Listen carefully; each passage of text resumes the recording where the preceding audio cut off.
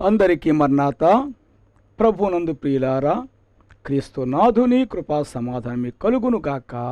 ఆమేన్. దేవుని యొక్క వాక్యం చదువుకుందాము. పరిశుద్ధ గ్రంథంలోండి నిర్గమకాండం 3వ అధ్యాయము మొదటి నుండి కొన్ని వచనములు. మోషే మిద్యాను యాజకుడైన ఇత్రోను తన మందను మేపుచు ఆ మందను అరణ్యం అవతలకు తోలుకొని దేవుని పర్వతం హోరేబునకు వచ్చెను. ఒక పొద నడిమిని అగ్ని జ్వాలలో యెహోవా దూత అతనికి ప్రత్యక్షమాయెను. అతడు చూచినప్పుడు అగ్ని వలన ఆ పొద మండుచుండెను గాని పొద కాలిపోలేదు. అప్పుడు మోషే, ఈ ఆపద ఎలా కాలిపోలేదో నేను అవి తట్టు వెళ్ళి గొప్ప వింత చూచిదనుకొనెను. ప్రభునందు ప్రియులారా, మనము ఈ కాలములో మోషే సుఖ ఉపవాసాలు చేస్తున్నాం. ఈ చక్కని క్రమము మన తండ్రి గారు దేవదాసయ్యగా మనకు ఇచ్చిన క్రమం అయింది. ఈ క్రమం మనం పాటిస్తూ నిర్గమకాండము ధ్యానిస్తూ ఉన్నాము. ఈ నిర్గమకాండములో ఎన్నో విషయములు మనకి దేవుడు బయలుపరిచారు. మొట్టమొదటిగా చూస్తే మోషే గారి యొక్క ఓ గొప్ప అనుభవం మనం చూస్తున్నాం. ఆయన పుట్టుక ప్రత్యేకమైనది, ఆయన యొక్క పెరుగుదల ప్రత్యేకమైనది. చెప్పుకోవాలంటే చాలా పెద్ద చరిత్రే. ఆయన జన్మము ప్రత్యేకమైనది, ఆయన యొక్క భద్రత ప్రత్యేకమైనది, ఆయన యొక్క పెరుగుదల ప్రత్యేకమైనది. ఆయన ఒక రాజకుమారుని వలె ఎంతో ప్రత్యేకముగా జీవించిన వారై ఉన్నారు.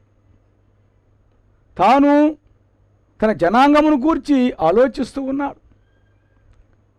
అందుకే తాను 40 సంవత్సరముల వయసులో ఒక రాజకుమారు యొక్క స్థాయిలో తాను ఆలోచించి వారిని విడిపించడానికై ప్రయత్నం చేశారు. కానీ అది కుదరలేదు. అందువల్ల తాను తన యొక్క ప్రయత్నము బయలుపడిందని భయపడి పారిపోయారు. తానే వచ్చి మిద్యాను దేశములో ఒక దగ్గర ఉండి అక్కడే తన జీవితంలో స్థిరపరచుకొని గొల్ల కాపరిగా జీవితం కొనసాగిస్తున్నారు. నాకు చాలా వింతైన విషయం ఏమిటంటే, ఒక రాజకుమారు వలె ఇంత సౌఖ్యం అనిపించి ఇంత స్థాయి ఆయన కలిగిన వారై ఉండి ఇప్పుడు ఒక గొర్రెల కాపరిగా ఉండాలని ఎంత కష్టమో ఆలోచించండి. ఒక మహా రాజు యొక్క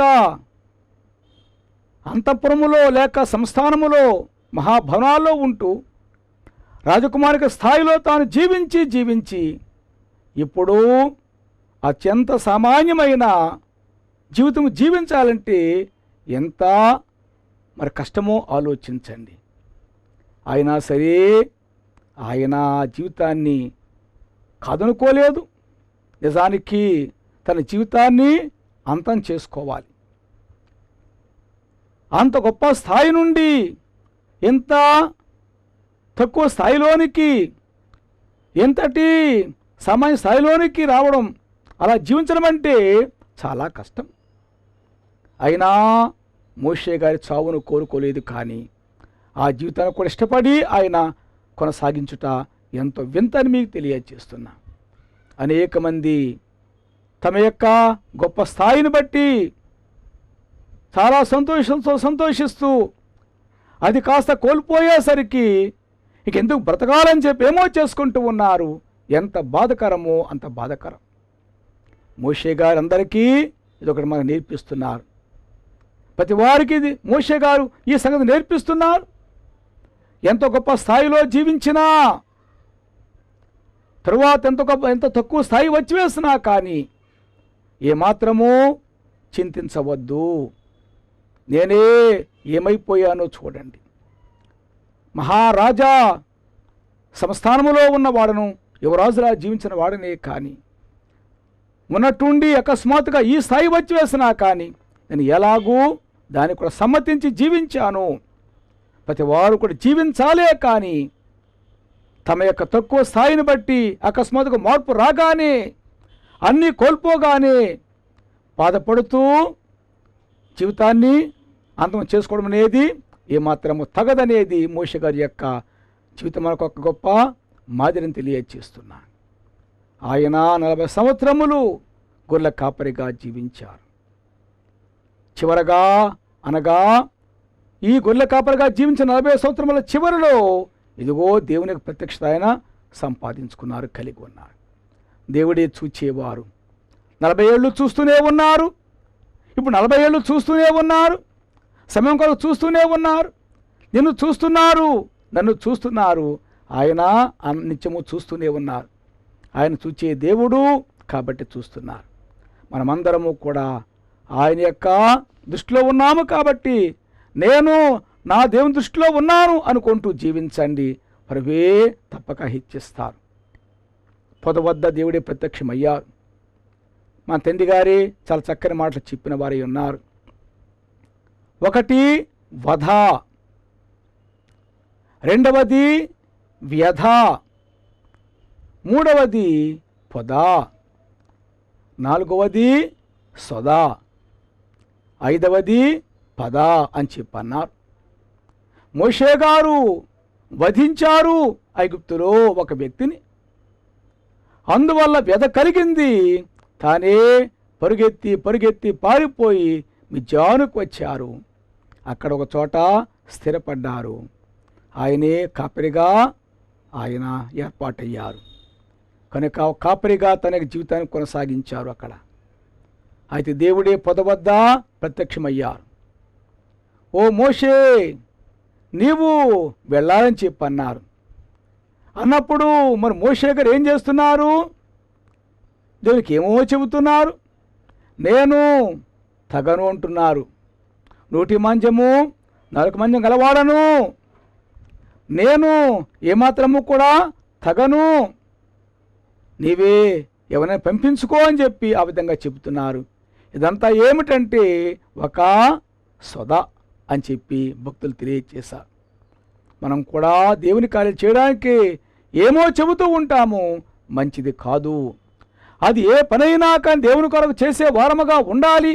అంతేగాని మాటలతో కాలం గడిపితే అది సొదే తప్ప ఇంకేమీ కాదు. కనుక మన మోషే గారు తన యొక్క స్థితిని బట్టి అలాగూ పలకడం జరిగింది. కానీ దేవుడు ఏమంటున్నారు?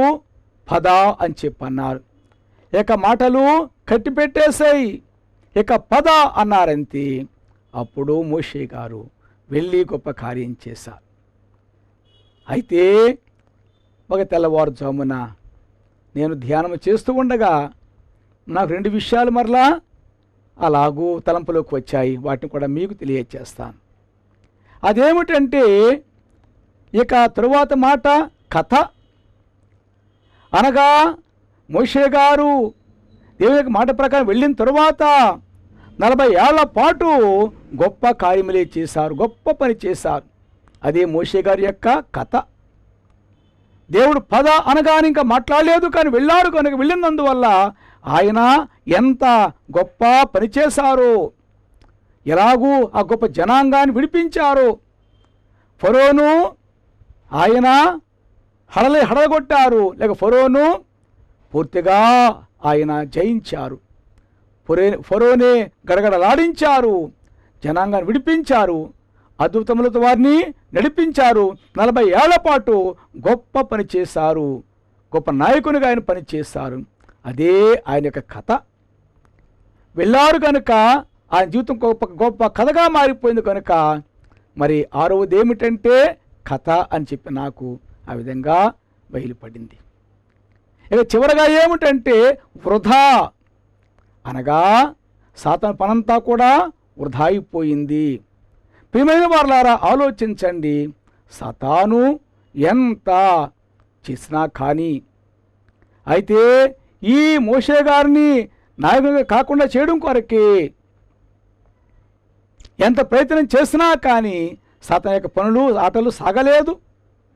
దాని యొక్క ప్రయత్నమంతా వృధా అయిపోయింది. దేవుని కార్యమే నెరవేరింది, దేవుని చేత నెరవేరింది. మోషే గారి తన జీవితాన్ని కథవలే మార్చుకున్నారని మీకు తెలియజేస్తున్నా.